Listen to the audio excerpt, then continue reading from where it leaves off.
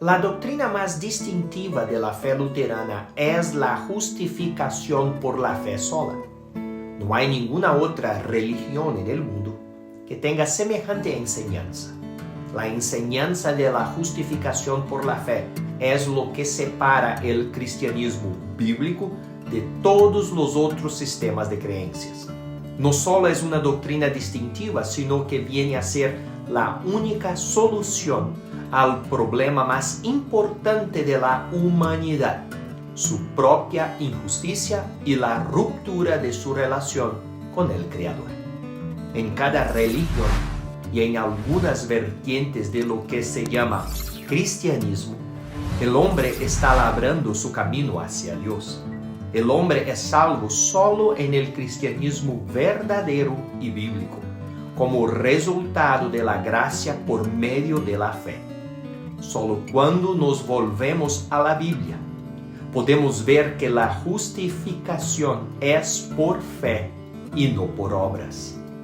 La justificación por la fe sola es el camino que Dios ha puesto para establecer de nuevo la paz entre Él y sus criaturas. Es el corazón del Evangelio, la buena noticia de la Biblia. A pesar de su importancia, muchos evangélicos no son capaces de articular claramente esta doctrina, aún muchos luteranos. En este video, basado en el artículo escrito por Mateo Layton, profesor y decano de estudiantes en la Facultad de Teología Internacional, IBSTE, daré una breve y sencilla explicación de la justificación según el testimonio bíblico con el fin de ayudarnos a entender mejor esta verdad y aplicarla a nuestra vida. Por lo tanto, quédense conmigo hasta el final, pues tengo muchas buenas noticias para compartir.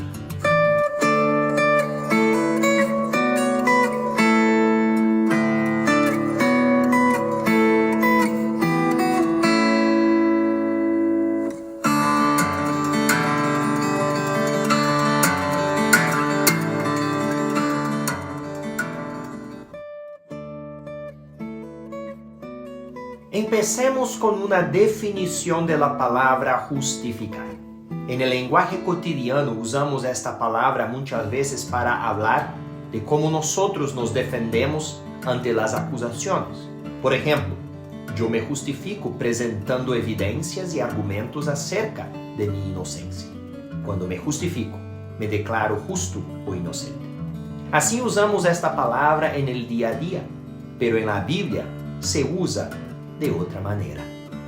En nuestras versiones aparece la palabra justificar como traducción de una palabra griega, dikaiosis, que muchas veces hace referencia no a una declaración del ser humano sobre sí mismo, sino a una declaración divina. Por ejemplo, Romanos capítulo 5, versículo 1 dice lo siguiente: Así pues, justificados por la fe, tenemos paz con Dios por medio de nuestro Señor Jesucristo. En este texto y en otros más, el verbo se usa en la forma pasiva. Cuando el texto dice justificados o habiendo sido justificados, significa que no nos justificamos a nosotros mismos, sino que es Dios quien nos justifica. Cuando Dios justifica, Él declara que una persona es justa. Esta declaración divina es un acto forense, es una declaración que Dios emite como juez. No se trata de un cambio o proceso dentro de la persona que recibe el veredicto. La palabra justificar se usa precisamente de esta manera legal o forense en varios pasajes bíblicos. Un ejemplo claro de este uso se encuentra en Romanos capítulo 8, versículos 33 y 34. ¿Quién acusará a los escogidos de Dios? Dios es el que justifica. ¿Quién es el que condenará?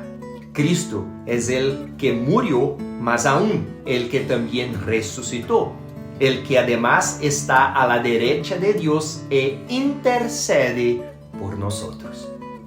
Aquí se contempla a Dios como juez y el apóstol Pablo menciona dos veredictos que puede emitir. Uno es condenar. La condena es claramente una declaración legal de culpa, sin tratarse de un proceso o cambio subjetivo en la persona condenada. Cuando Dios condena, simplemente mira la evidencia y emite su veredicto, culpable y merecedor del castigo correspondiente. Paralelamente, cuando Dios justifica, emite una declaración legal sin requerir un proceso o cambio subjetivo en la persona justificada. Cuando Dios justifica, simplemente mira la evidencia y emite su veredicto, justo y merecedor de los privilegios correspondientes. De modo que la justificación es legal, puntual y externa al ser humano. No se trata de un proceso de transformación interior. ¿A quién justifica Dios? De entrada pensaríamos que Dios debe justificar a la gente buena. Puesto que Dios es un juez omnisciente, Él sabrá quién es bueno y quién no lo es. Y siendo justo, suponemos que Dios debería justificar a las personas cuyo comportamiento es ejemplar e intachable, que son justas en sí mismas. No obstante, la Biblia pinta un cuadro muy oscuro de la humanidad y su injusticia. Pablo, en la misma carta a los romanos, declara lo siguiente: como está escrito, no hay ni uno solo que sea justo. No hay quien entienda, no hay quien busque a Dios. Todos se desviaron, a una se han corrompido. No hay quien haga lo bueno, no hay ni siquiera uno. Romanos capítulo 3, versículos 10 al 12. Según el apóstol y el Antiguo Testamento del cual cita, no hay gente buena. Todos somos injustos. Todos nos desviamos. Nos ofendemos los unos a los otros y ofendemos a Dios cometiendo injusticias a menudo, no solamente con hechos externos, sino también con actitudes y disposiciones internas como el egoísmo, el orgullo y el odio. Si es así, ¿a quién puede justificar Dios? Si no seguiríamos leyendo el pasaje, podríamos concluir que ante un Dios perfectamente justo, nadie será justificado. Pero la Biblia nos sorprende. Romanos capítulo 4, versículo 5 dice así: pero al que no trabaja, sino que cree en aquel que justifica al pecador, su fe se le toma en cuenta como justicia. Según la Biblia, Dios sí justifica a personas, no a personas buenas, sino a personas impías, personas que precisamente no merecen ser declaradas justas, sino condenadas. Esto es una muy buena noticia. Pero, ¿cómo puede ser? ¿No está Dios quebrantando su propia justicia al justificar a impíos? Ver Proverbios capítulo 17, versículo 15. Si Dios no hiciera nada más, sería injusto. ¿Qué es lo que Dios hace para que su veredicto no sea injusto? Tenemos una pista en un texto que hemos considerado ya. Romanos capítulo 5, versículo 1. Dice que por la justificación tenemos paz con Dios por medio de Jesucristo. La clave de la justificación es Jesús. Pablo amplía esta idea en 2 de Corintios capítulo 5, versículo 21. Al que no cometió ningún pecado, por nosotros Dios lo hizo pecado, para que en él nosotros fuéramos hechos justicia de Dios. Es gracias a Jesús que Dios justifica al impío. Y esto es así porque Jesús obedece y muere en el lugar del pecador. Jesús era perfectamente justo. Si ha habido alguien en la historia que no mereció morir, esa persona fue Jesús. Jesús no había pecado, al que no conoció pecado. No obstante, Dios le trató como pecador, lo hizo pecado. Lo hizo pecado por nosotros, es decir, en el lugar del ser humano. Lo hizo para que fuéramos hechos justicia de Dios en él. Así, Dios puede justificar y satisfacer su justicia al mismo tiempo. Podemos resumirlo de esa manera. Dios trata a Jesús como impío. Cuando Cristo muere en la cruz y trata al impío como Jesús lo merece, cuando le son otorgadas todas las bendiciones de la vida eterna. Este intercambio entre el creyente y Cristo se conoce como imputación. Por un lado, Dios atribuye la culpa de nuestro pecado a Cristo, y Cristo sufre las consecuencias de ella en la cruz. Por otro lado, Dios confiere la justicia de Cristo a nosotros y considera los méritos o los merecimientos de Cristo como si fuesen nuestros. Dios realiza una transferencia doble. Nuestro pecado se transfiere a Cristo y la justicia de Cristo se transfiere a nosotros. De modo que Dios justifica a impíos no con base en la justicia inherente de ellos, sino con base en la justicia de Cristo. Les justifica no por lo que ellos hacen, sino por lo que Jesús hizo. ¿Qué merece Jesús? La justificación, una declaración de haber obedecido perfectamente y como consecuencia todas las bendiciones celestiales porque es digno de ellas. Jesús comparte este estatus y estas bendiciones con muchas personas. Basta leer Romanos capítulo 4, versículos 1 al 8 y versículos 23 al 25. Romanos capítulo 5, versículos 12 al 21. Primera de Corintios capítulo 1, versículo 30. Filipenses capítulo 3, versículos 7 al 9. Ahora bien, no todo el mundo goza de este privilegio. ¿Quiénes son aquellos a quienes Dios justifica? Son los que creen, los que tienen fe. Sabemos que el hombre no es justificado por las obras de la ley, sino por la fe de Jesucristo. Y también hemos creído en Jesucristo para ser justificados por la fe de Cristo y no por las obras de la ley, ya que por las obras de la ley nadie será justificado. Gálatas capítulo 2, versículo 16. La fe es una actitud de receptividad, dependencia y confianza. Dios no nos justifica por lo que hacemos, por nuestros esfuerzos o por nuestra obediencia a obras de la ley, sino por lo que Jesús hizo. La fe confía en Jesús y en su obra como suficiente para recibir la justificación de Dios. Romanos capítulo 3, versículo 28. Romanos capítulo 4, versículos 23 al 25. Efesios capítulo 2, versículos 8 al 10.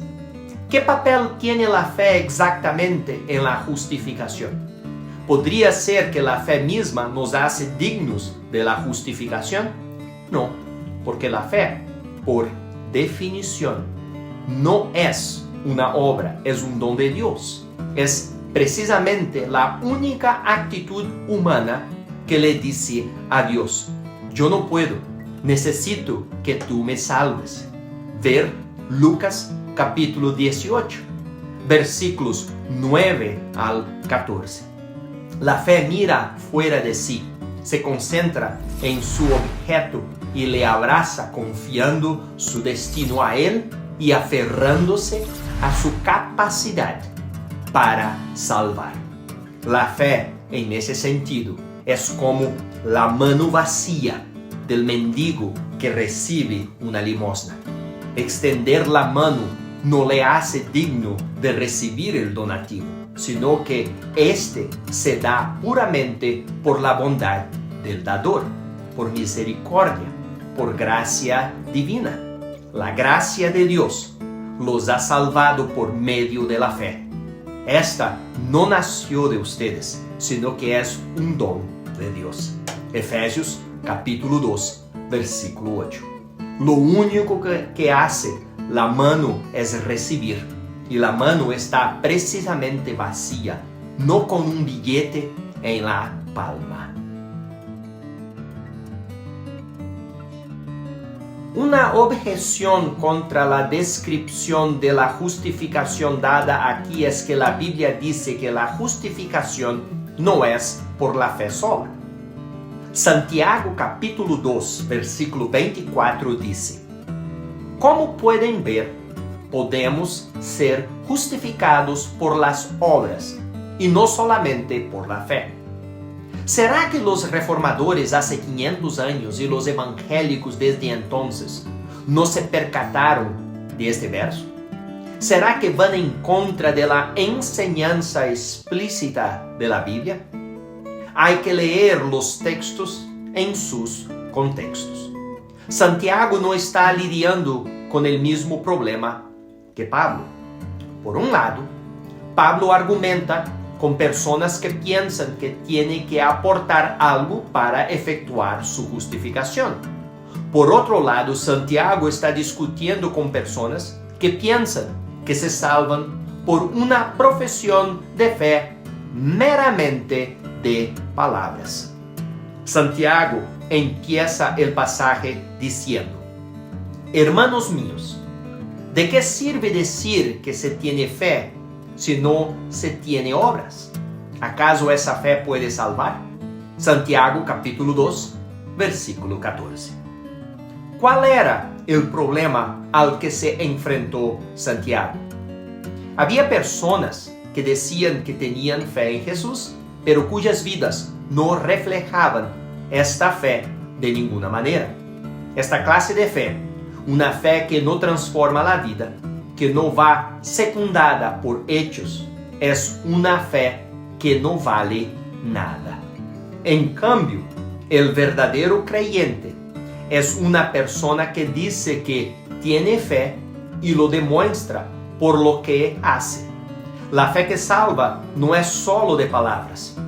El corazón dispuesto a confiar en Cristo también está dispuesto a obedecerle y lo obedece por causa de la justificación. Los luteranos siempre han dicho que las obras no son la base de la justificación. Es decir, Dios no nos justifica porque nuestras obras lo merecen, ni es resultado de las obras para que nadie se vanaglorie. Efesios capítulo 2, versículo 9. No obstante, las obras son la evidencia de una fe verdadera. Si la fe es real, habrá obras que lo comprobarán. En ese sentido, la justificación es por la fe sola, pero no una fe que está sola. Pablo mismo también lo afirma en Gálatas capítulo 5, versículo 6. Porque en Cristo Jesús nada valen la circuncisión ni la incircuncisión, sino la fe que obra por el amor. ¿Por qué la fe no se encuentra sola en la vida de una persona justificada? Una de las razones es que la justificación por la fe, bien entendida, capacita para obedecer. Es contraintuitiva porque parece que la justificación sin obras debería dar lugar al libertinaje y a la desobediencia. Sin embargo, la justificación por la fe sola resulta ser la clave, la única fuente duradera de motivación y el patrón a seguir para vivir la vida cristiana. La justificación por la fe es la clave para la vida cristiana porque le da al creyente el derecho legal de participar en las bendiciones celestiales, incluyendo la obra santificadora del Espíritu. Ver Gálatas capítulo 3, versículos 6 al 14. La justificación por la fe es también el motor que impulsa la fidelidad a Dios porque garantiza ser aceptado por Él, lo cual libera al creyente para obedecerle radicalmente, incluso arriesgando su vida, confiando que Dios estará siempre con él y obrará todo para bien. Romanos capítulo 5, versículos 1 al 5. Romanos capítulo 8, versículos 28 al 30. Finalmente, la justificación por la fe provee el patrón para la vida cristiana porque en ella Dios muestra su misericordia y generosidad, lo cual motiva a sí mismo al creyente a mostrar misericordia y generosidad hacia los demás. Mateo capítulo 18, versículos 21 al 35. Gloria a Dios por tan excelsa doctrina.